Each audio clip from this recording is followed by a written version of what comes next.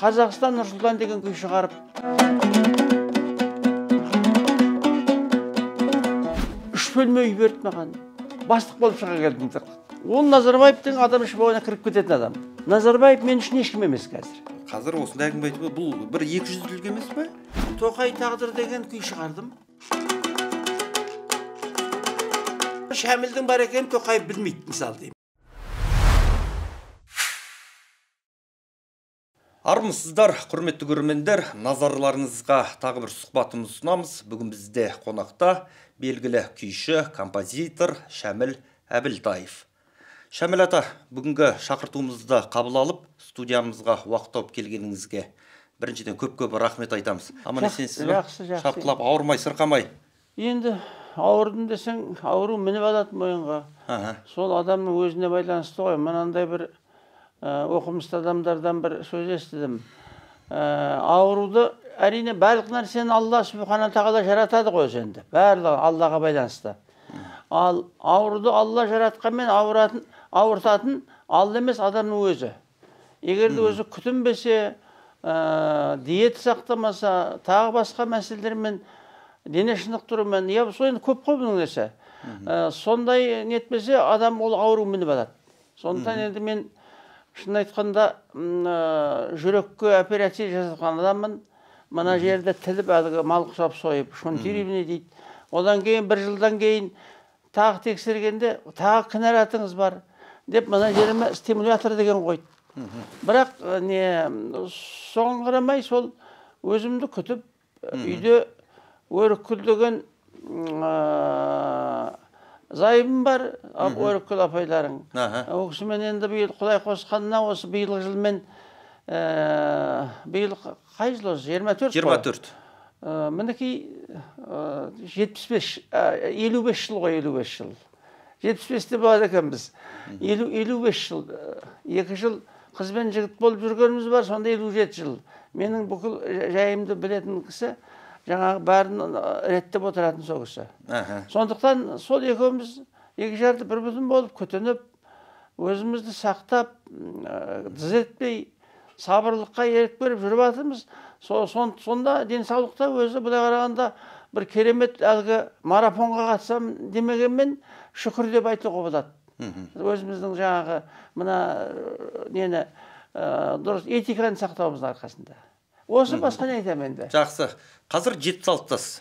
76-дан 77-ге қарап. 77-ге қарадыңыз. Енді Алла бұйыртса келер 25-ші жылы февральдың 24-інде 77-ге келем ғой, Алла бұйырса. 4 айға ғана екен. 77-ге енді. Ұзақ жасаңыз, атамыздың түріне қарап енді құрметті көрермендерді айтатын шығар, ұқсамайсыз ата. 76-ға. Рахмет енді. Маған солай өзің танысаң, сол өзіңе де кейінгі жастарға да осындай мен сияқты бол деп тілек айтқым келеді. Айтқаныңыз келсін. Әумин айтқаныңыз келсін. Соңғы рет сұхбатқа қашан шықтыңыз аға? Осы мен көп болды шықпағаным. Журналистер іздеп жатқан жоқ па? Іздемейді қазір мен ешкім. Неге? Ешкім іздемейді. Мына YouTube деген жақсы болды.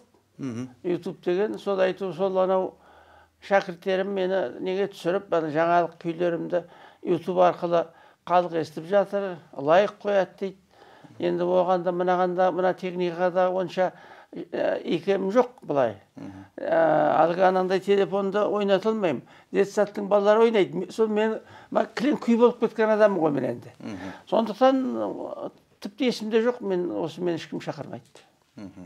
Оған бір іштей ренжейсіз ба? Мен осы негіздемей кеттім деп. Ренжімеймін, негізінде шақырмаған жақсы. Өзіммен өзім жүрем. Мынау бұл өнер деген өте бір қиын мәселе ғой бұл. Бұны өнерді ұстай білу керек. Бұл ұшып кетсе, жан болып қаласың. Сондықтан бұны күту деген өте қиын. Әлгі бәйгеге ат қосқандай. Сондықтан ренжімеймін. Қайта сол шақырғанда мен не айтам оларға? Айтатым да жоқ бұлай қарағанда. Сондықтан өзімнің немді рухани қоржынымды толтырып бір кезі келеді-ау деп жаңағыдай әлгі шығармашылық есеп беретін мүмкін ойда да бар шығар сізде. Болу енді мен өзім мына пиарщик емеспін.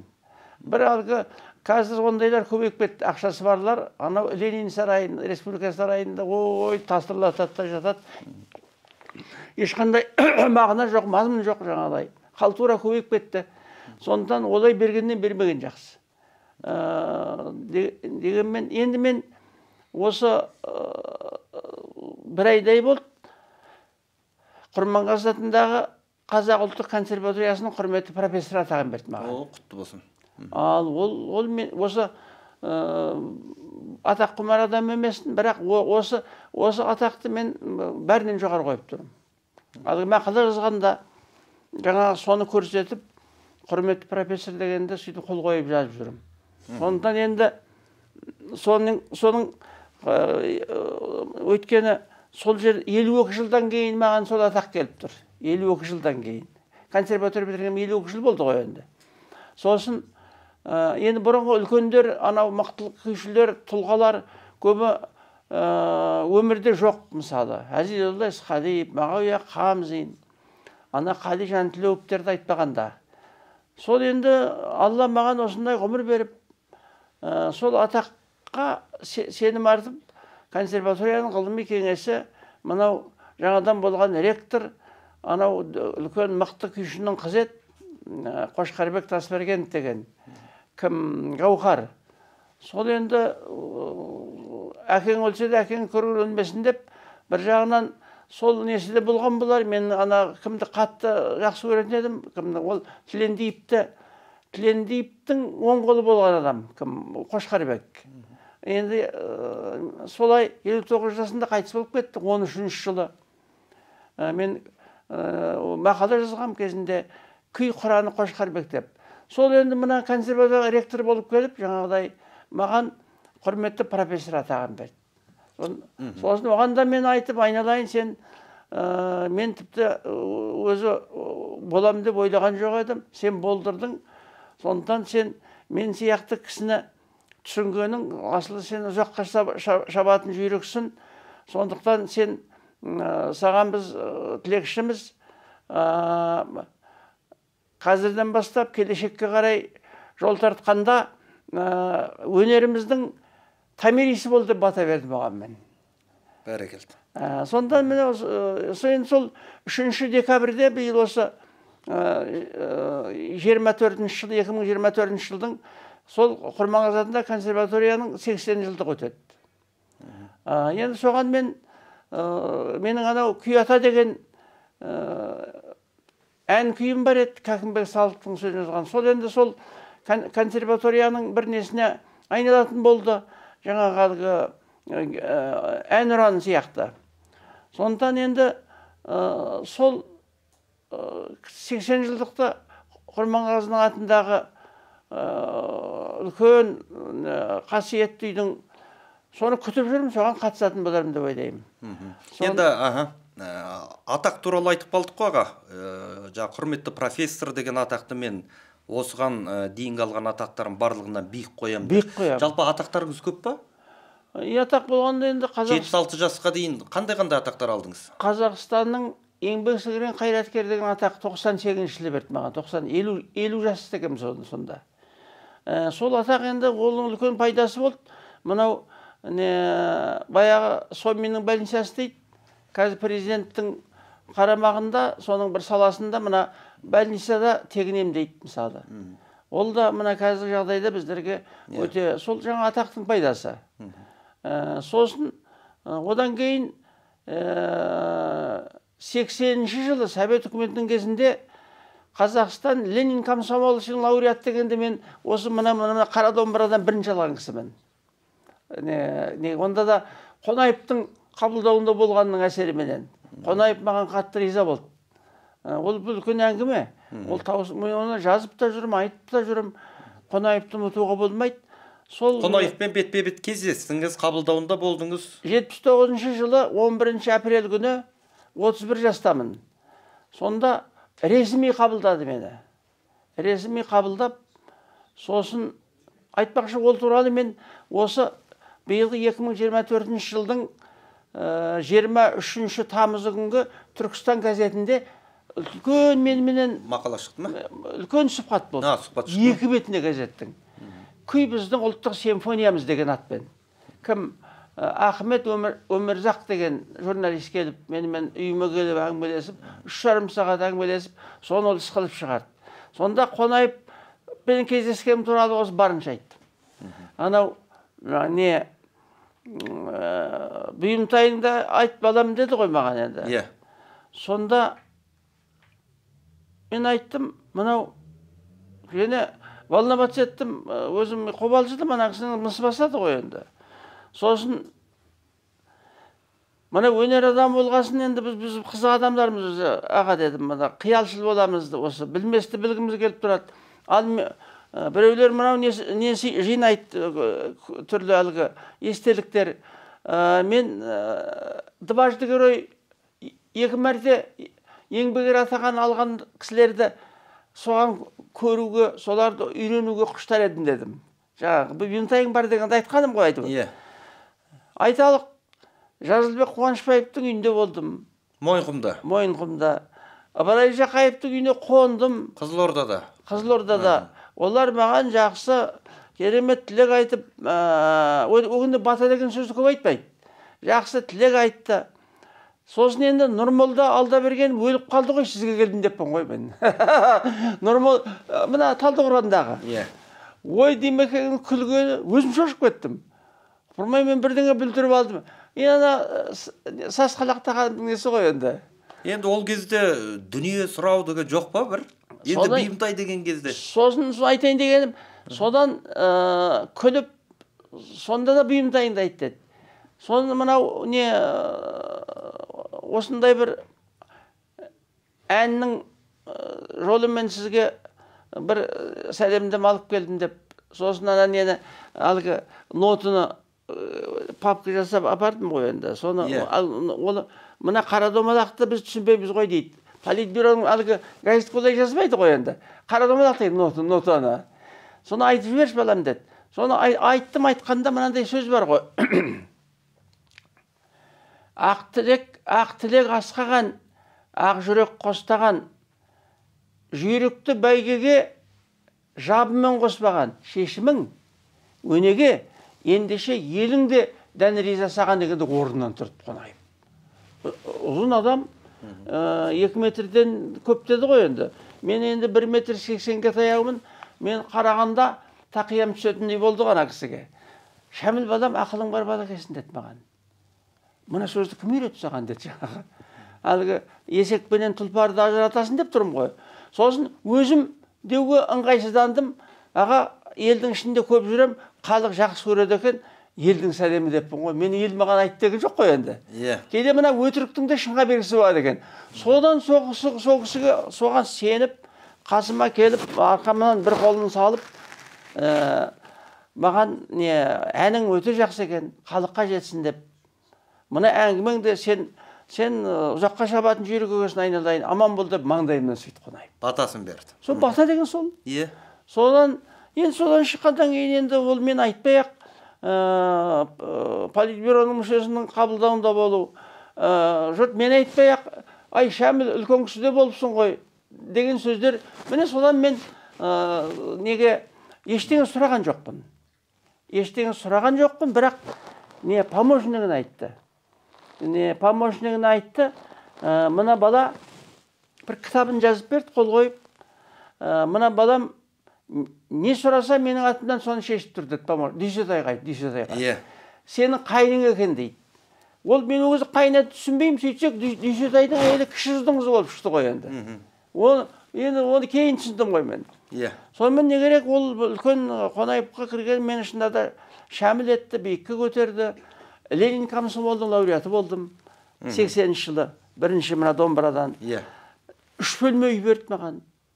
3 бөлме алғы жақсы планировка дейді ғой. 3 бөлме үй берді. Қазақ радиосының музыка редакциясының главный редактор болып шыға келдім. Бастық болып шыға келдім. Қонаевқа бір кіріп шыққаным. Мен ештеңе сұрамасам да, ол кісі соны жасап, содан Камал Смайылов ағамыз шақырып, Шәміл мен әлгі атаққа соған, заслуженный артист. Ой, атақты аласың, сен мына нені білесің, жаза білесің, сөйлейсің, мына текст деген болады деп жаңағы кім бұрынғы бас редакторлар сол енді бір істі болып неткен ғой енді. Соны енді мені бір таза адам деп жаңағы былғанбаған деп. Вообще ешқандай жұмыс жасамаған кісім ғой мен. Главный редактор емес, жай редактор болмағам. Бірден главный жасады. Тимбекеңнің көрдіңіз бе? Бірақ мен сенімді ақтадым, көп 3 жыл шай істедім. Қалдаяқовтың шығуына мен себепші болдым. Одан кейін Қытайдан генерал-майор атағын алған қазақ ұлтының әншісі келді маған, Қамит Сақып деген. Соны жаздым мен. Одан кейін мұна кім Иман Жүсіп, тіпті үстімнен арыз жазғандар да болды. Мұна нені, осындай нәрсені Әбілтайып көтеріп атыр деп жаңағы. Бірақ соның бәріне аман өттім, көп нәрсе үйрендім. Ана Қамит Сақып менің аңсау деген әнімді айтады екен, Кәкімбек Салықовтың сөзіне жазған. Әлгі қайтқан құстар барады, еділдетіп оралмен, елге жетіп қалармен, бере келіп солармен деген. Мәскеуде отырған Брежневтің қасындағы кісі ғой, Салықов деген. Соны менің әнімді кім үйренген? Ана генерал. Соны кабинетіме кіргенде сол әнді айтып кірді ғой ол. Ал міне сондай енді бір керемет, мен бір қатырдым демеймін. Қазақ радиосының музыка редакциясына көптеген бұлақтардың көзін ашуға енді Қалдаяқовтың өзі жетті. Ол маған келді ғой енді. Сол Қалдаяқовпен айналыстым ғой мен енді. Содан Қалдаяқов өзі Қалдаяқов болды да кетті. Оны жаңағыдай арыз жазып, анау-мынау көре алмайтындар оны жоқ, мен бітті деген ғой. Ал қаш деп, ол тұрды арақ ішпейді кезде. Қатты ауырып жүрген кез. Содан енді сонымен айналысып, Қалдаяқов келіп, жоғарғы гонорар қойып, ақшадан тарығып жүр екен. Соның бәріне мен нетіп, анау Теріскей деген ән радиодан үйреттірдім мен оны. Радиодан. Рубриканы ашып қайтадан. Не керек енді соның барлығы? Жалпы халыққа таралуына. Қалдаяқовтың қайтадан тұрып кетуіне сол Қазақ радиосы себепші болды. Менің бас редактор болған кезім. Сол енді ол кезде радионың мощы күшті еді ғой. Бірнеше программалар. Сосын менің жұмысымның жүруіне үлкен әсер еткен Оразбек Ботықов деген кісі болды. Драматург, мықты. Сол бұрынғы главныйдың замы болып жүр екен, пенсияға шығып, менімен де істесті, бір 6 айда істеп, маған көп нәрсе үйретті. Шәміл деді, сенен қатқан бастық шығады деді маған. Енді мені босат, менің дертім шәмші ғой, біз доңғандарға кетеміз, осылай етеміз. Тек ағаңды ұмытпа, менің нелерімді жіберіп тұр, Қудсоветке өткізіп тұр деп жаңағы маған. Сол кісі мені былай қарағанда тәрбиеледі, менің замым. Бірақ үлкен соғысым менің радиода 3 жыл шай істеуіме, үйренуіме көп нәрсені, өзімді үйретуіме Оразбек Ботықовтың әсері үлкен болды. Енді оның адамгершілігі шәмші жөнінде бірінші кітап жазған сол кісі. Бірінші. Кішкене жұқа кітап. Сол кітапты менің үйіме әкеліп берді. Шәміл айналайын, сенің неңді жас болғанмен мына өмірде түсінетініңді біз ұмытпаймыз. Мынау саған менің сыйлығым деп. Сол кітапты мен кәдімгі осы кеудеме басып жүрем, кітаптардың ішіндегі Оразбек Ботықовтың Шәмші Қалдаяқов жөнінде жазылған бірінші кітабы. Бұл енді менің бір қимасым бұлай қарағанда. Ал мені осындай енді әңгімелер менде көп қой. Ғажап аға. Тағы сұрағым аға, енді Димаш Ахметұлы Қонаевтың алдында болдыңыз, жеке кездестіңіз, ол кісімен кездескеннен кейін өміріңізде бір күрт өзгерістер болған екен. Болды, ол енді Шәміл болдым, Шәміл. Қай кезде мен болайын, басқа болайын. Үлкен адам айналыспай ешкімнің жолы болмайды. Мысалы, тарихтан айтылайын, мысалы. Анау Байжігіттің күйші өткен, Байжігіт. Керейден, мынау 18-ші ғасырда. Сол Абылай ханның сүйікті күйшісі болған. Содан бізге жетті. Сосын мына кім? Әбікен Қасенов. Біздің дәуірімізде өмір сүрген адам. Қоңыр күйі бар ғой атақты. ол Сталиннің өлгенін деп қате түсіндіріп, соғанша жоқта олай емес, өзінің сәбиі қызы аштан өлгенде соның күйігінен шығарған күй екен. Оны Қажытай Ілиясов бізге түсіндіріп айтты, өлең жазды. Сол Әбікен Қасенов, Сәкен Сейфуллин мынау неде Орынборда алғы Совнарком председатель болды ғой, премьер-министр қазіргіше. Әбікен Қасеновті әбетке алдырып, Тәттімбеттің көкейкесін тыңдамай тамақ ішпейді екен. Міне, сондықтан бұған үлкен категориядағы адам, мысалы, патша ма патша. Мына үлкен, егер үлкен өнерге, өнердің өнері бар ғой, мысалы, қалтураға бәрібір мысалы. Ал үлкен өнерге үлкен қамқорлық керек. Сондықтан маған шынында да дұрыс айтып отырсын, Қонаевқа жарты сағат кіргенім, менің үлкен мағыналы өміріме жаңағыдай із қалдырды, айта жүретін. Енді кездесулер нелер көп қой, бәрін бірдей ұмытпайсың, бірақ айтудың да керек жоқ әңгімелер болады. Бірақ тағы да бір ел аузында жүрген тағы бір әңгіме ғой, енді аға, бүкіл қоғамда үлкен бір әңгіме болды. Бірінші президентіміз Нұрсұлтан Әбішұлы Назарбаевпен де сіз жеке жолыққан адамсыз. Жолықтым 14-ші жылы, онымен 2 рет жолықтым. 2 рет жолықтыңыз. Қонаевтың кезінде қай жылы? 84-ші жылы. Қонаевтың кезінде Собиннің председателі. Ол мені өзі шақырды. Қонаевқа барып жүрген месілген ғой. Содан мені шақырып, осы Әбіқайып деген КГБшник помощнигі, мен оған барам деген жоқ, өзі шақырды мені. Содан енді премьер-министр жоқ қой, Собиннің председателі. Содан Қонаевқа мен 70 жылдығына домбыра сыйлағам. 72-ші жылы. Трижды герой болды ғой. Сосын өзімнің домбырамды құр қол бармайын деп, енді елдің мәрт жандарымыз ғой негізі. Назарбаевқа сыйладым ғой мен. Домбыраңызды. Сол кезде. Сол мені шақырып, маған не тартқызды, анау домалақ ене деген күйім болған ол кезде. Соны тартып, сосын мақтап мен домбырамды шыққыр екен деп. Содан мен, анау енді осы жылбылдап тұр, маған керемет осы май айының күнінде енді. Анау үлкен енді бастық қой енді, Собиннің председателі. Содан енді үйден шыққанда сол домбырамды соған мен сыйлап кеттім ғой. Бұл 72-ші жылы, е? Бұл 84-ші жылы. 84-ші жылы. Қонаев әлі тағында ғой. 75-ке келгеніңіз ме? Жоқ, 84-ші жылы. 84-ші жылы мен нешеде мен енді? 84-ші жылы, 48-ші жылғымын ғой. Қонаевқа 79-ші жылы кірдім ғой енді. Жоқ, Димаш атамыздың туған күнінде болып атқан. Домбыра сыйлайтын кезіңізді айтып отырмын жаңа. Ол енді, ол 82-ші жылға. 82-ші жыл, е. Мынау мені шақырды, 84-ші жылы.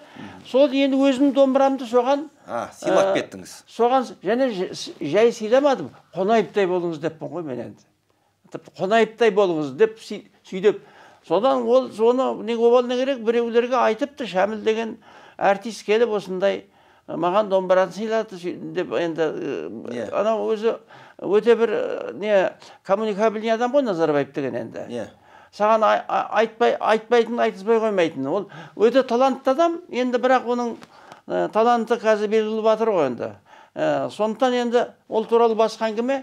Сондықтан сонда мен домбырамды сыйладым. Одан кейін 30 жылдан кейін кездестіңіз. 14-ші жылы Қазақстан Нұрсұлтан деген күй шығарып, ол тағы да өзі шақырды мені. Бірден содан сөйтіп әңгімелесіп, жағдайың қалай деп ол сұраған жоқ. Енді жағдай қалай болады өнер адамдарының? Жағдай ненің байлық қуған кісілер емес, рухани байлықтың адамдарымыз. Сосын менде енді одан жағдай күйімді тартып, сосын Швейцарияға жасатқан сағаты бар екен, Назарбаев деп қойған. Соны сыйлады ол маған. Соны сыйлады, былай деді, Шәміл деді, сен екеуміз совет үкіметінің кезінде бірге болдық деді. Как будто мен оның қасында жүргенде енді. Иә. Ол Назарбаевтың адам шыбауына кіріп кететін адам. Ол сұмдық, одан құтыла алмайсың, бір нетсең, қақпанына түссең. Сосын совет үкіметінің кезінде бірге болдық, бүгін біргеміз деді. Келешекте бірге болуымыздың осы сағат тағып тұрмын деді ғой маған. Сол уақытта мен көзімнен жас шығып кетті. Мен көңілшек адаммын. Сөйтіп жаңағы нені күйімді тартып, тағы алғы анау мынау бұйымтайыңды айтты деп ол сұраған жоқ. Енді мен жетіспейтін жағдайлар пенде болғасын болады ғой. Бірақ мен намыстың адамын, одан не сұрайым мен енді. Сөйтіп міне содан кейін Назарбаевты көрген жоқпын. Ал сосын қаңтар қырғынның кезінде сені сұрайын деп отырсын, білдім. Оны қазір оған тоқталамыз. Мен сұрағым енді Қонаевтың алдына шыққаны кейін Назарбаев сізге Қонаев секілді қамқорлық жасай алған жоқ қой, бір сағаттан басқа. Бір сағат бергеннен басқа қамқорлық жасай алмады ғой. Ол 14-ші жылы ғой, мына Қонаев, мына жаңа заманда. Иә, соны айтып отырмын ғой. Жоқ, ештеңе жасаған жоқ. Мен сұраған жоқпын, ол жасаған жоқ. Ал Қонаев айтпай-ақ бәрін жасатты ғой жаңа енді. Иә, үйіңізді алып берді, мына жақта қызметке орналасып жатсыз. Бастық жасады, комсомол сыйлығын лауреат жасады мені. Иә, атағыңыз былай келіп жатты. Иә, ата екі куплет өлең үшін Қонаевтың ана сөз неге жаңағы тұлпар мен есекті ажырата білесің дедім ғой. Сол сөзі мен енді аялдайын. Сол кезде мен өсігімде де мен бір қақпай өлең жазатыным бар негізі. Сол ананы өзім жаздым ғой сол кісіге енді. Бірақ өзім жаздым деп айтпадым, елдің сәлемі дедім ғой мен. Бір шумақ өлеңнің арқасында сонша дүниеге, сондай құрметке ие болдыңыз. Вот мен ана кісі түсінді оны. Оны мен жерлес емеспін, ол кісі мен туыс емеспін мысалы. Міне нені Қонаевша түсіну керек мына құндылықтарды. Сондықтан біз Қонаев бізден алыс емес қой, енді ол кісіні көре қалдық, біз білеміз.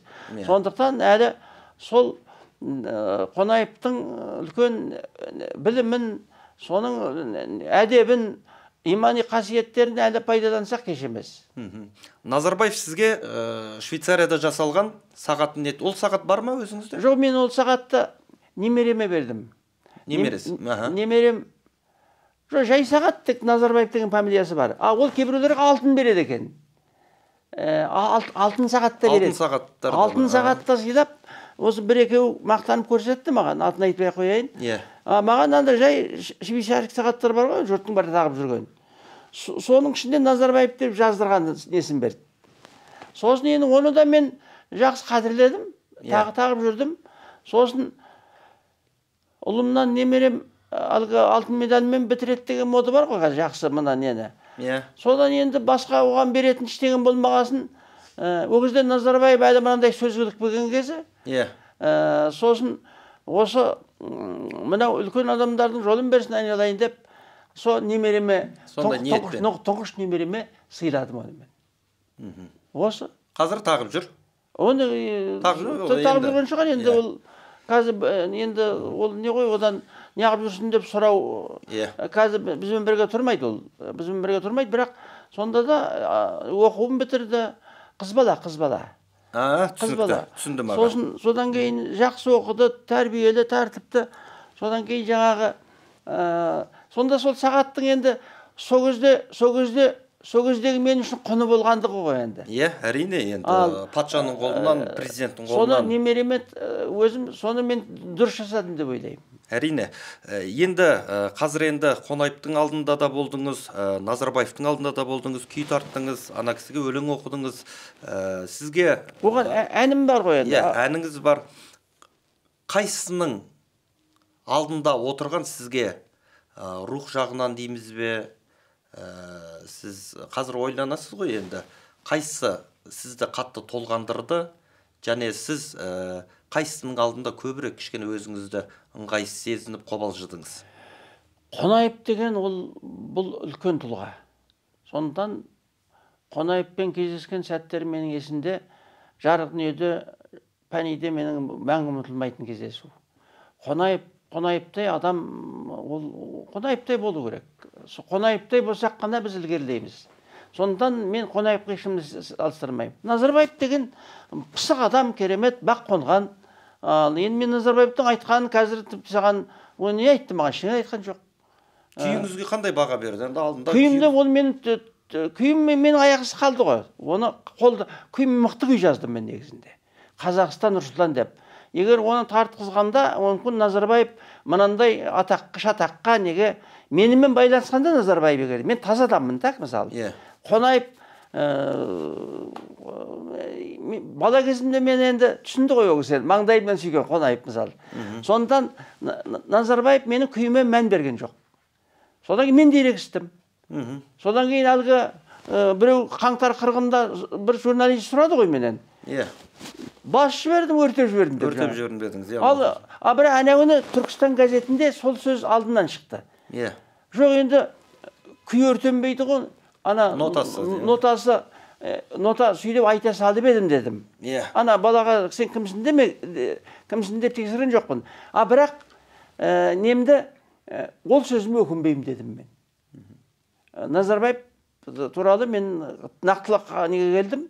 Өте талантты адам, бірақ жеке бастың мүддесіне, егерде соны ол халықтың мүддесіне, жердің асты үстін бәрін жеке басқа пайдаланбай, ана байлықтар біз Қазақстан әлдеқашан биікке кетіп, әлдеқашан нететін, енді сондай болды. Оған енді мен Назарбаевқа мен қасында жүрген жоқпын.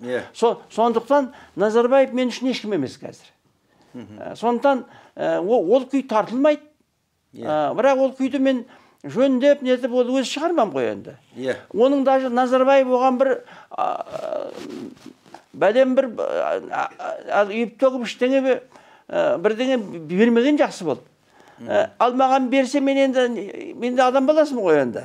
Үндемей енді. Оны енді ана бірдеңе берсем, бірдеңе алып қойсам, тамақтан бір нәрсе өтіп қойсын. Мынаны өтіп кетпегеннен кейін мен анау қаңтар қырғынның бала да біледі не себептен шыққан. Мен неге білмеймін мысалы. Мен жердің асты үстін білетін. Біреу мен жөнінде айтты. Ты с ним осторожно, он и живых, и мертвых знает деді. Маған ондай қасиет берген. Жаңағы мына өнеріммен, күйіммен бірге адам тану. Сондықтан неге Назарбаевқа мен ешқандай нем жоқ. Бұлай алғы байланысқан. Ол кісі сізді Ақордаға өзі шақыртты ма? Ападан звондады ғой сізге, президент әкімшілігінен, әлде? Ақордада емес, Алматыдағы өртеніп кетеді резиденция қабылдады. Сол жерде. Сіз Астанадағы да болдыңыз ғой, елбасы деген күйіңіз есіңізде ме? Жоқ, сол елбасы деп тарттым ғой, артынан Қазақстан Нұрсұлтан деп жасадым. Оны анаған жақсатты көрінейін, ұнайын, жасаратын жоқ, пендеміз ғой енді. Көзіне түсейін деп, күйге барымды салдым ғой. Ол күйге видеоңыз да бар енді. Аран жүрек бізде күшті. Оны кезінде күніне 3 рет беріп те тұрды кезінде. Сол 14-ші жылдары. Содан кейін қалды. Сосын менің өзім жалпы Назарбаевтың есебінен шықтым. Оған неудобно адаммын мен Назарбаевқа. Неудобно. Содан кейін оған мен өкінбеймін, ешқандай. Қандай тілдесу болды аға? Сол бір сәтті бір еске алайықшы.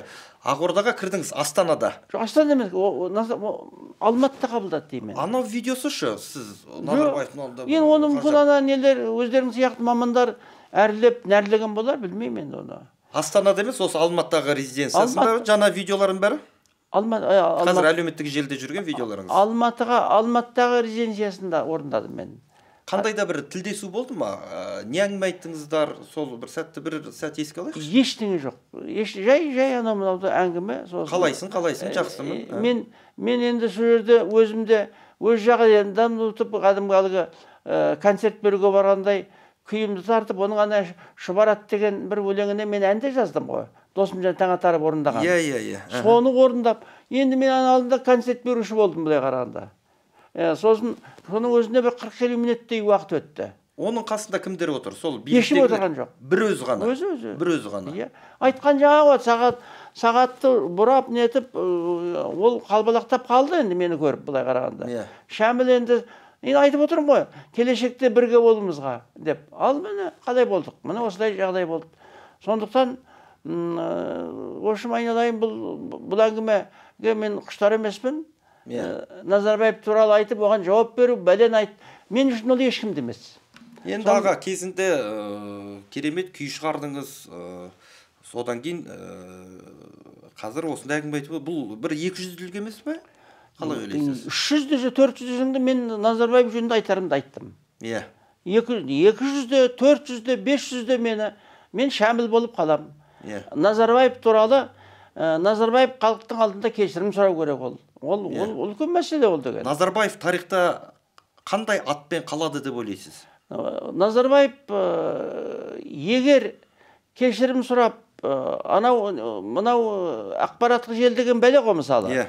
Одан кейін мысалы менімен қайта достасса ол өзі, маған байланысқа енді шықса, мен оны с удовольствием қайтадан достасасыз. Армысың арыстаным дейін деп отырмын да.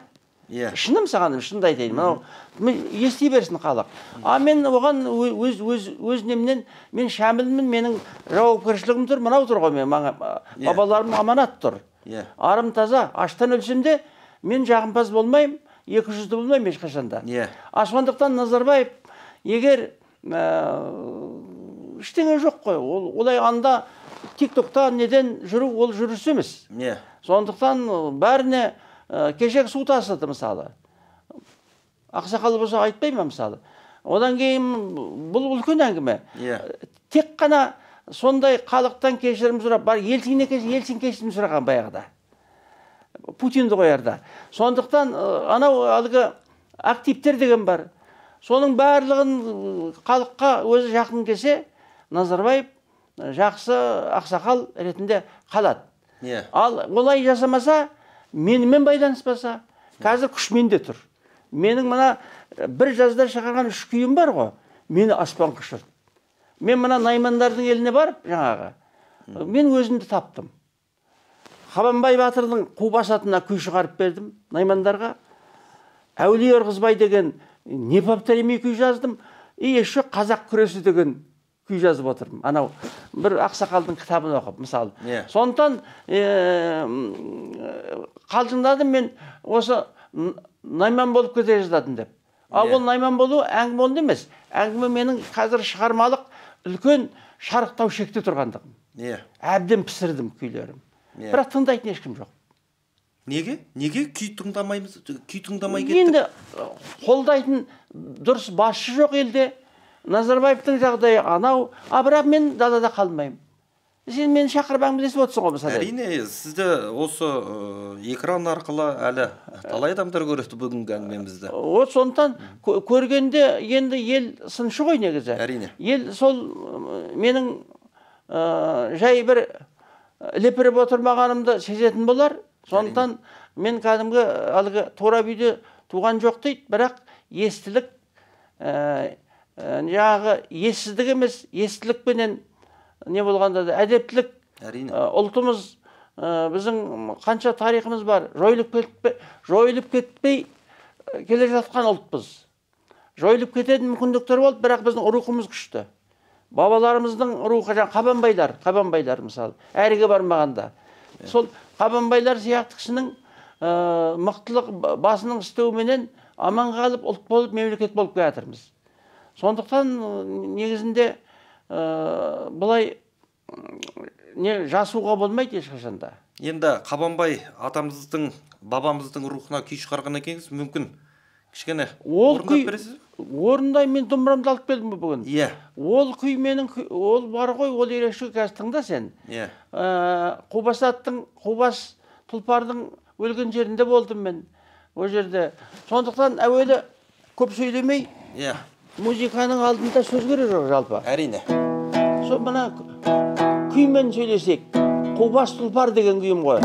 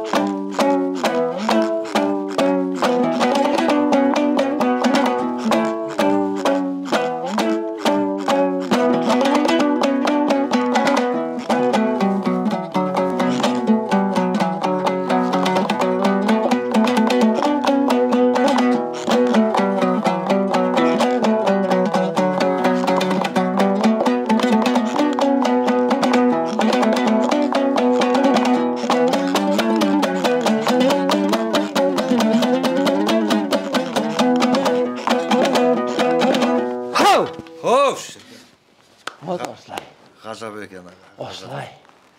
Ол осы жақында шыққан, Осы биылғы жаздың жемісі ғой. Биылғы жаздың 2024 жылдың жазының май. Маған бұны шығарайын деп шығарған жоқ. Бұдана Мұрат Әбуғаз деген азамат бар.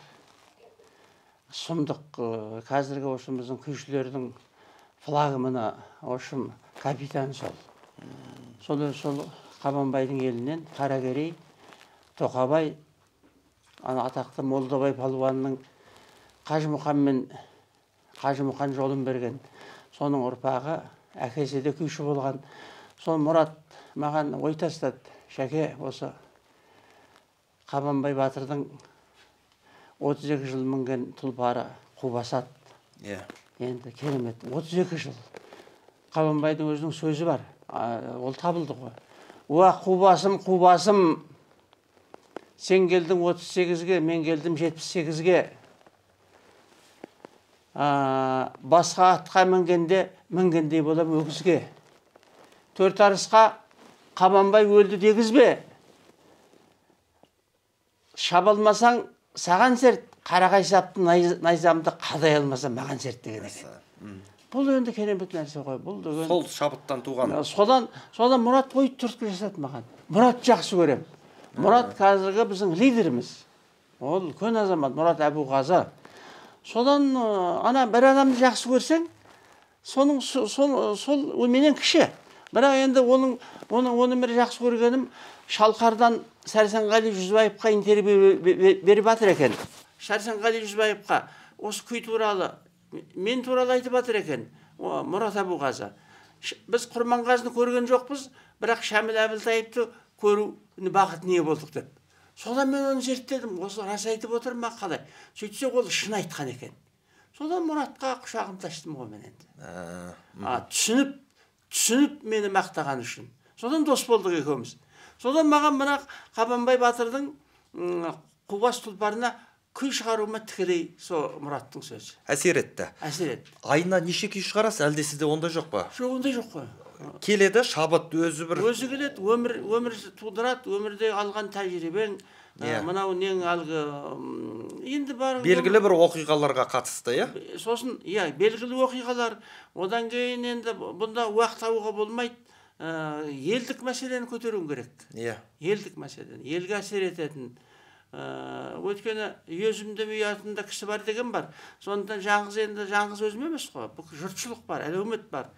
Соларға бейімдеп, сондықтан енді осы мен бір саған не айтайын, мына ел естісін.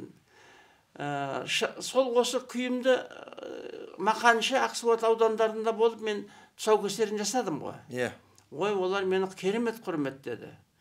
Барлық алдымда жамбаспен бас, басымда құндыз бөрік, құнды жағалы шапан, астымда ат.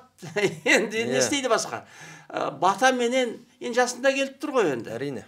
Содан олар енді жақсының қадіріне жетіп, керемет әкімдер несін беріп әлгі алғыс хаттарын. Содан мына Қубас тұлпар күйім маған сол мынау Қазақстанның шығысы қазіргі Абай облысын жаңа атақ алуына байланысты жүруіме үлкен бұл менің нем болды, бұл темірқазығым болды. Вообще солай жерді көріп жүрмін ғой, бірақ мына шығыс жағы маған қатты түсінді, сенді. Одан кейін оның артынан Әулие Ырғызбайға барып түнедім ғой мен. Құнанбайды шешек ауруына емдеп жазған. Ал енді Құнанбай өліп қалса, Абай жоқ қой енді. Сол ана кісі маған күй берді. Енді оның шығуына Жамбыл Жұманбай деген бір дос таптым мен. Бұл өзі өлке танушы, ауылда жүрген Шолықов деймін кәдімгі. Шолықов Кремльде тұрмай, бір станицада тұрып, лауреат Нобелевский премия болған ғой, барлық атақтардан ғой Совет үкіметінің енді. Мына Жамбыл деген менімен замандас, дәл сондай адам.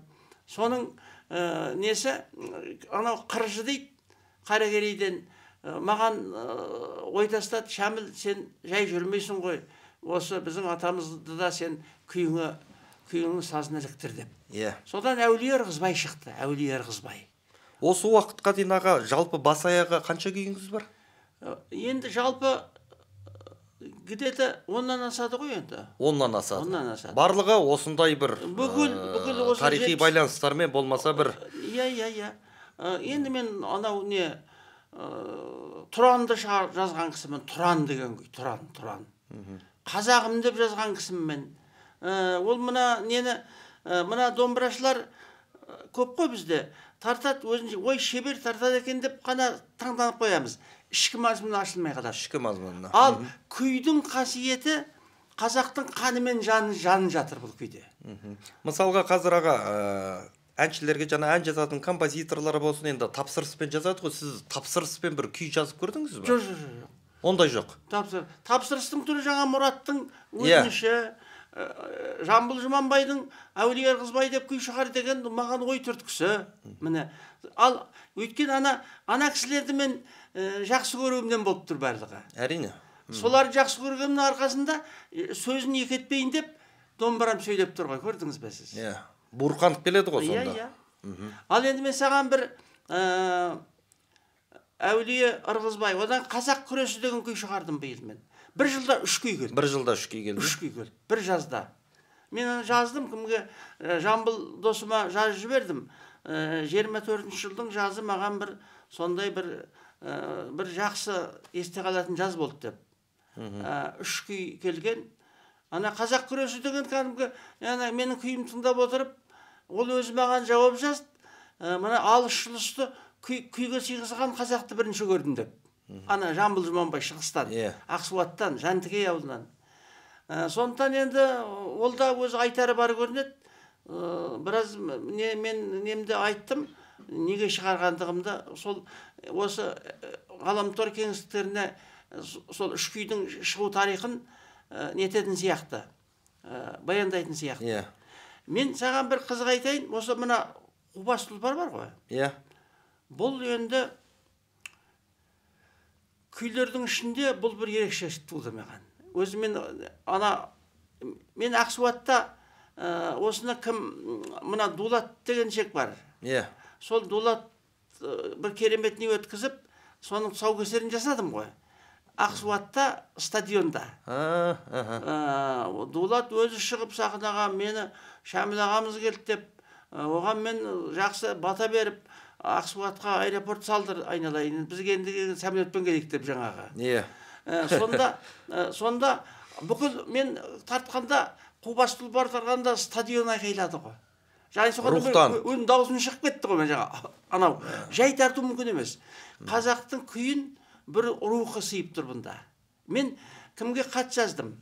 Жаңағы Жамбыл Жұманбайға да. Саған мен айтайын, ашық эфир ғой, так? Ел білсін. Мына осы күйді мен күй көп қой бізде. Осы Қубас тұлпарды Трамптың жеңетіне кәміл сенем дедім мен. Әмеле, ол жеңет. Тірі болса айту, өзіне анна-мұна құлағын нетіп атыр ғой енді. Енді Құдай сақтайды ондай адамды. Вот міне Трамптай болу керек. Трамп бизнесмен. 6 миллиард доллары бара, әр бір доллары еңбекпен келген. Ол қалай айтса да сияды. Сондай нетсең бола бер мысалы. Сондықтан мен мынандай кімге хат жаздым. Сен есіңде жүрсін, ел де білсін. Хат жаздым. Трамптың жеңетіне мен кәміл сенем дедім өзім. Трамп жеңгенде соған мен осы домбырамен барып инаугурациясына осы Қубас тұлпардың күйін орындап, онда да оған арнамаймын. Осындай біздің полковой Қабанбайды мақтаймын ғой енді. Соның любимый конь. Осы күйді сенің победіңе қазақ халқы атынан құттықтауға келдім деп. Тарту етесіз. Ой менде пайда болды. Кімге жазып жібердім? Жаңа Жамбыл Жұманбайға. Вот мынау ашық эфир болатын мәселе. Егер сол уақытта мен соны тартсам, мен көтерілуім өз алдына, домбырада көтеріледі, қазақта көтеріледі, қабам енді мына бастықтарға тарих ештеңені білмейтін үлкен елге не болай деп тұр, осы күй бар ғой. Елге үлкен серпіліс алып келетін. Мына Қубас тұлпар бар ғой, Қабанбайдың. Қабанбай. Мен осыған 4 ноябрьден кейін ол жеңеді. Жақын қалды ғой. Одан кейін мен соның жолдарын қарастырам. Ақшқа барудың? Ақшқа барудың барғанда кәдімгі жай турист емес. Кәдімгі мемлекетін жіберу керек мені. Қасыңызға адам қосып, делегаттармен, аудармашылармен. Ананың несіне, онда да жаңағы қазақтың күйі арқылы. Әнен Тоқаев дұрыс па білмеймін ғой, Рим папасына домбыра береді, мысалы деймін де. Ал мынау Таранттың жеңісін қазақ халқының атынан Қабанбай батырдың тұлпарына арналған күйменен мен барып құттықтасам бар ғой. Онда айналайын енді қазақтың бітірген шаруасы сол болады. Енді үлкен кісілердің алдында мені Трампқа да барам деп отырсыз. Сізді қазіргі президент Қасым-Жомарт Тоқаев қабылдауына шақырды ма? Сіз бетпе-бет кездескен адамсыз ба ол кісімен? Танымайтын жігітім. Мүлде жолықпағансыздар? Мүлде жолыққан жоқ. Бірақ күйіңіз бар, ол кісіге де арнаған? Жоқ, арнамаймын. Бірақ қаңтар қырғыннан кейін сіз? Жоқ, оған күй, үндеуінен жолдауынан кейін? Жоқ, қаңтар, мен оның Тоқай тағдыр деген күй шығардым. Оның анау ашаршылық құрбандарына. Сөйтсек, мен қателесіппін. Оның атасы аштан өлмеген. Аштан өлмеген. Ана бұның кітабын оқыдым мен бір жерде, президент болмай тұрғанда. Сонда жаңағы атасы Тоқай емес, Тоқа екен, Тоқа. Қырғызстанға барып күн көрген ғой. Әйелі істік ет, ол аштан өлмеген. Содан жаңағы неге сонда енді апатқа жолыққан, жаңағы біреуге бір заказын апаратын болған, әйелі паралич болып ауырып жатыр. Мынаның атасы ғой енді. Сосын сол барам деп енді үлкен қайғылы жағдай ғой алда күтіп тұрған. Содан барғанына екі бала Кемел, мына қазіргі президенттің әкесі Кемел деген, Қасым деген. Олар да кішкентай әкесіне көмектесейін деп бірдеңе шай пұл тауып келеміз деп, милициялар ұстап алып, оны детдом қайда жіберген, қаңғыбас балалар деп. Соны мен оқыдым. Сосын содан анау келсе, Тоқа келсе, әйелі орнынан тұра алмайды, кішкентай қыз жанып атқан пешке өртеніп өлген ғой. Ал оны анасы орнынан тұра алмайды. Әйел анасы өлген. Тоқаның әйелі ғой енді. Анау Тоқа келгеннен кейін жынданып кетеді. Страшно ғой енді. Сонда анау хозяйны орыс адамшылығы бар екен, огородының сыртына көміп әлгілерді жақсы күндерде келіп аласыңдар деп жаңағы. Сөйтіп анау неге хозяйын айтады, ана екі баланың біреуі табылса көмектесерсіз деп. Жаңағы Кемел мен Қасым ғой енді. Оны қайдан табады? Оны детдомға өткізіп жіберген ғой милициялар. Содан анау жынданып кетіп ұшуға өзін тастаған. Тоқа деген кісі. Ол аштан өлмеген. Сосын мен қателесіппін. Маған мені баспасөз бәрі аштан өлді деп әлгі 4 миллион. Содан барып Тоқаны нетіп, мынау мен контакты бола ма деп жүрмін ғой менде енді. Пендешілік қой бір жағынан. Оны керек қылған жоқ. Бұл күйді түсінбейді. Мен өмірде бармын ба жоқпын ба, оны білмеуі мүмкін бұл менде қазақ бар екен. Сен атың кім еді осы? Ержан. Ержанмен әңгімелесіп отырған Шәмілдің бар екен, Тоқаев білмейді, мысалы деймін. Оған мен таңданбаймын. Маған керегі де жоқ білуін оның. Содан жаңағы енді ол күйді не істедім мен? 23 жылы ноябрьде Ұлытау облысында Кетбұғаның атында конкурс болды. Халықаралық күйшілердің. Сонда мен член жюри болып барып, Ұлытау ауданның құрметті азаматымын ғой, ауданның бұрынғы. Ұлытау жырлаған кісімін ғой мен енді. Содан жаңағы неге сол жерде бір конкурсант тартады екен, мен атын дұрыс қоймам, Тоқай емес, Тоқа тағдыр болу керек еді. Тоқа тағдыр. Мен Тоқай деп, ана Тоқаев деп атылайды ғой бұнаны. Бәрі білмеуден шыққан. Содан нетін, айналайын ол аштан өлмеген, тағы что мен қиянат арқалайын жайым жоқ деп, ана программасы енгізіпті конкурсқа. Содан, соған мен гран-при алып бердім, содан член жюри болып жаңағы. 32-ші жыл деп атадым ол күйді мен. 32-ші жыл. Анау 7 миллион қазаққа ескерткішім аштан өлген. Соған осы күйіңіз Күй бар. 32-ші жыл. Ал қаңтар қырғыны кезінде тағы бір күй шығардыңыз, Жоқ, шығарған жоқпын. Өйткені мен бұқаралық ақпарат беттерінде сіз туралы ақпарат іздеген кезде, енді 40 мыңнан кейін Қасым-Жомарт Тоқаев шығып үндеу жасады ғой, енді мен ешқайда кетпеймін, осындай барлығын тыныштандырамыз деп. Содан бір сіз шабыттанып, сол кезде бір күй туды депсіз енді. Бірақ одан мен лезде қайттым. Қаңтар қырғынын көркем өнерге айналдыруға болмайды екен. Ол лас нәрсе. Тоқаевтың сөзіне сіз бір рухтанған секілдісіз, Жоқ, сендім ғой қайда, мен Назарбаевқа да сендім ғой мен енді. Мен өз аққыңын адам негізінде, бәле ойламайды. Сенгішпін деңізші? Сенгішпін. Соның зардабында тарып жүрмін, бірақ нормалын жүрмін. Маған ешкім тіс батпайды, біле қарағанда енді. Алла бар ғой өйткені. Өйткені жолым ақ менің да. Сосын дедім де... Ол күй аяқсыз қалды, Жоқ, қаңтар қаһарманы деп атап, сосын сразу оны алып тастадым мен. Алып басқа шығармаға пайдаландым оны. Атамайтын болдым. Себебі бұл грязный нәрсе. Әлі анықталған жоқ. Мынау жатқан, оған, ол мен ана нелерді, бандиттерді дәріптейтін де болып тұрмын ғой. Қаңтар қаһарман деп, солар қаһарман сияқты. Атын дұрыс қоймағам.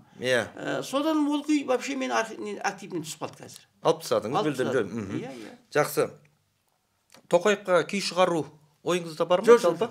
Ондай жоқ. Әзірге жоқ. Жоқ, ешқандай шығармаймын. Тіпті ол жігітке мен күй шығармаймын. Қазір жүргізіп жатқан саясатына сіздің көңіліңіз тола ма? Толмайды. Неге? Жаңа Қазақстан, әділетті Қазақстан. Бәрі сөз. Мен бір ғана айтайын. Біз референдум, халық, анау тұңғыш президент елбасы деген сөз да. Соны халық алып тастадық да. Ал әлі өзгермейді. Әлі тұңғыш президент, әлі мына парк тұр мысалы.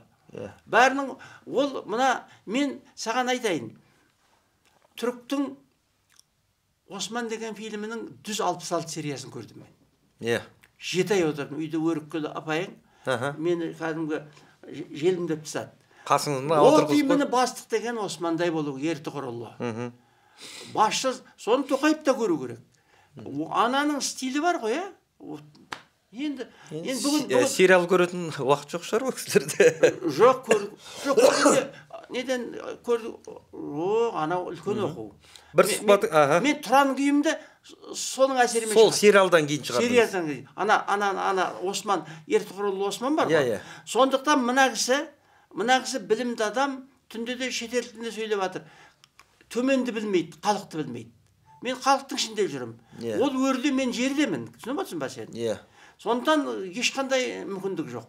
Мүмкіндік жоқ. Егер ол мына теорияменен, анау реформа дейді, ештеңе реформа.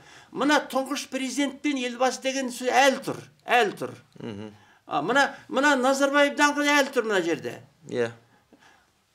Халықты сыйлау керек, көрдіңіз бе? Назарбаев өз жауап береді. Жақсы бола ма, жаман бола ма, уақыт бағасын береді. Түсініп отырсың ба сен? Ал ана халықтың шешімін орындалу керек. Сондықтан оны орындама. Бұл енді білімді кісі, мен енді білмеймін ғой Тоқаевтың қандай екенін. Бірақ ана мен көріп жүрген Османбектей кәдімгі не болу керек алғы. Бір күні базарға бар, ана Осман бар ғой. Алба-жұлба киініп, әлгі не алатын, өсім алатындар бар ғой. Қағы жіберіп біреуін әкесінді. Сосын 20-сы күні бәрің отчет бересіңдер. Сондай құрттай малейший детальға дейін араласқан мемлекет басшысы, көрдіңіз бе сіз? Сондықтан мына Осман фильмін көргеннен кейін мен қазір бастықтарға мен үйде отырып Трампты жақсы көріп отырмын мысалы. Не то что Тоқаев. Енді Трампқа барғым келіп отырған, түсініп отырсыз? Онда да ана Кубас Сұлпардтардың біледі соған барып мен. Сонда мен көрсетер едім жаңа қазақтың кім екендігін. Алжас Сүлейменов емес, мына Шәміл Көкең қазақты көрсететін болады сол кезде. Түсіндім. Мына ағашпен. Әрине. Тағы бір сұхбатыңызда Қасым-Жомарт Тоқаевты Шыңғысханға теңейсіз. Бұл екінші Шыңғысхан. Сіз үшін екінші Шыңғысхан ба? Жоқ, мен олай айтқан жоқпын. Неге бүкіл? Қай жерде айттым мен? Барлық, бүкіл ақпарат құралдарында тұр. Онда бір алғы блогердің ішінде бір дұрыс еместері мені пайдаланған болар. Мүмкін бір сөзіңізді бұрмалаған шығар. Енді Шыңғысханға оны теңеп, кім енді? Енді мен сонда шәміл болмай ғой, онда кім ойналайды. Шыңғысхан бөлек, бұл бөлек қой. Қайда? Шыңғысхан деген Мағжан айтқан. Шыңғыстай арыстанның құр аты да адамның жүрегіне жігер бір. Бұл ерекше туған бәле ғой, сұмдық қой. Тіпті Мағжан бағасын беріп кеткен. Сондан енді мен ондай адамға қазіргі арамызда жүрген енді президент болды деп Тоқаевты теңесем, онда мен шәміл болмағандығым. Түсіндім. Егер сізді президент әкімшілігінен шақырып, енді президент сізді қабылдауында күтеді деп жатса, ойыңыз өзгер бір күй шығару бар ма? Шақырса, қалай шақырады? Оны көрем ғой, анализ жасайым ғой менен. Шақырып деп бара бермеймін ғой мен енді. Арым жарым садақасы дейді. Аштан өлсем де ешкіммен басаймын, ол өз алдына. Одан кейін оған барам ба бармайым ба әлі мен ойланам, шақырса. Ол шақырады деп те ойламаймын. Өйткені білмейді мен ол. Мені білмейді. Сосын одан кейін ол енді президент аспанда жүр. Мен жерде жүрім, одан кейін ешқашанда күймен бармаймын мен. Күйді қорғылуға болмайды. Алдында қорғылғыңыз келмейді, үлкен өнерді күйді. Президент пе, король ма, бұл ұлттың аружданы ғой мынау деген. Вообще мына ағаштан басқа ештеңеміз қалған жоқ біздің. Байлықтың бәрі кетті, жердің асты-үстін бәрін Назарбаев сатты, таратты, ештеңе жоқ халықта. Үлгөті жоқ біздерде мысалы. Осы отырғанда. Енді жаңағы кім әлгі Қытайға барып шырылдап ән салатын, ода относительно оның болашағы әлгі кім еді? Димаш. Оған да өнер, әнді сенмен мен айтуым керек, жүрегіммен. Ол анандай шырылдау. Сондықтан енді жұрттың бәрі Димаш емес. Тағы бірдің. Сондықтан вообще жағдай өте ауыр. Сондықтан бүкіл үлготылардың бәрі жоқ, бәрін алған. Назарбаева деген айтқан. Әртістер бұл не тойға 10 000 доллар алады, так что ананның бәрін алып тастау керек деп. Назарбаева солай жасап кеткен бізді. Сондан бізде ешқандай гонорар ештеңе жоқ қой қазір. Бірақ өмір сүріп жатырмыз, халқым бар, жеріміз бар, аштан өлмейміз. Ал сөйтіп аштан өлсем де мен жаңа Тоқаев сияқтыларға жаңағыдай күй шығармаймын ешқашанда. Бұл менің ұлтымның аманаты. Жақсы, қазір күй түсінетін адам қалды ма? Кезінде енді қалған жоқ. Жоғарғы эшелонда ешкім қалған жоқ. Тарихты да білмейді, күйді де білмейді, ештеңе де білмейді. Тек саясат, жаңағы артық сөз айтпау, реформамыз керемет істеліп жатыр. Тек сонымен ғана отырмыз, ештеңе жоқ. Шәміл ата, енді уақытта біразға келіп қалған секілді, бүгінгі керемет әңгімеңізге осы бір ғажап біраз дүниелер айтылды. Көп рахмет айтамыз ата. 1000 жасаңыз, 100 жасаңыз, деніңізге саулық, Құдай қуат берсін. Енді әншіден ән сұраймыз, ақыннан өлең сұраймыз, күйшіден, композитордан тағы бір күй сұрайға. Онда менің ерекше қадірлейтін күйім, қазір өзім оңашада тартам, үйде өріккіл жеңгеңе тартам, Әулие Ырғызбай. Әулие Ырғызбай. Соңғы шыққан 3 күйдің бірі. 4 күйдің бірі. Матай бұрын шықты ғой, Матай. 3 күйдің бірі, бұл деген мен үшін анау не деген керемет адам. Ол Құнанбайды алып жазғанымен аты шықты ғой, дұрыс қой енді. Жоқ, ол жалпы сондай адам болған, ешқандай байлық қумаған, 63 жасына келіп өліп, маған мола да салмаңдар, тек тас қойсаңдар болды, кейін ұрпақтар өздері мені түсінеді деген ғой. Ақыры түсінгеннің біреуімен, егерде мен күй шығармасам, ол кісінің атын атамаймын. Қазір мен кіші жүздің қазағымын, анау шығыстың. Мен қазір бір жаққа шыққанда, Әулие Ырғызбай сапарым сәтін сала көр деп тілеп шығатын болдым мен. Егер мына күйім болмаса, оны айтпаймын мен. Ал Жамбыл Жұманбай айтты, Шәміл айналайын деді. Сен Ырғызбайдың қақпасына кірдің, сені құр жібермейді деді ол. Міне, сондықтан соның әсері, жолым болса мен Әулие Ырғызбай, даже бекетшіл дегізім мен. Бекет деген күйім бар. Білеміз. Бірақ мына кісі мені қатты баурады, өйткені мұнда мен қазақтың екі дәстүрін қостым. Шертпе күй мен төкпе күйді. Енді қазір менің жасым келді ғой енді. Үйдегі кемпіріме де осы күйді тартам қазір мен. Ал соны біздің құрметті көрермендерге де тартып беріңіз. Айналайын қазағымнан, айналайын. Ержан, саған сен үлкен азамат екесің. Сен нешедесің қазір? 36. Орда бұзасың, қамалың бар алдында, құдай қаласа.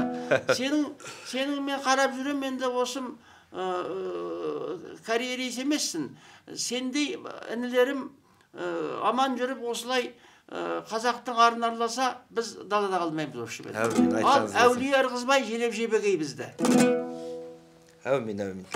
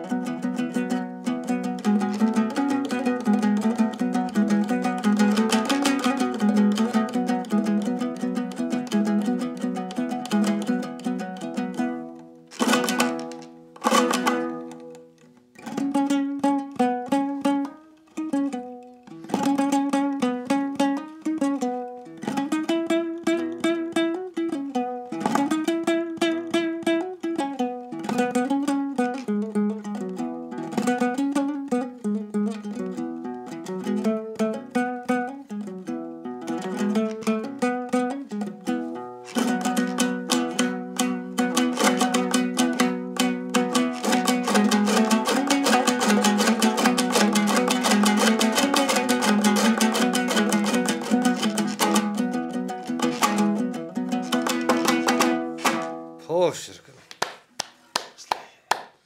Жақсы, бүгінгі сұхбатымызды осы бір нотада аяқтайық. Көп-көп рахмет.